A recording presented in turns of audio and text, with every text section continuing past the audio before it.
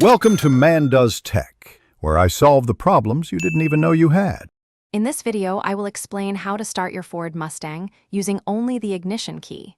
First, always ensure your Mustang is securely in park or neutral before attempting to start it. This is a crucial safety measure.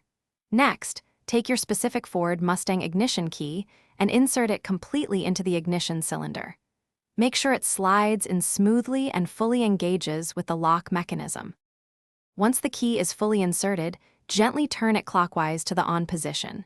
You should see various indicator lights illuminate on your dashboard for a few seconds, performing a system check. Also, listen carefully for a faint whirring sound, which indicates the fuel pump is priming the engine. This prepares the vehicle for a smooth and efficient start. With the ignition on, proceed to turn the key further clockwise to the start position. You will feel a slight resistance, and the engine will begin to crank. Hold the key in this position for no more than 5 to 10 seconds or until the engine successfully fires up. As soon as the engine starts, release the key and it will automatically spring back to the on position. After your Mustang's engine has successfully started, allow it to idle for approximately 30 seconds to a full minute. This gives the oil a chance to circulate properly. Briefly check your dashboard for any persistent warning lights, which could indicate an issue.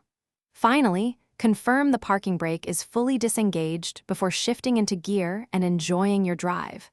Happy motoring! Thanks for watching. If you found this helpful, don't forget to like and subscribe.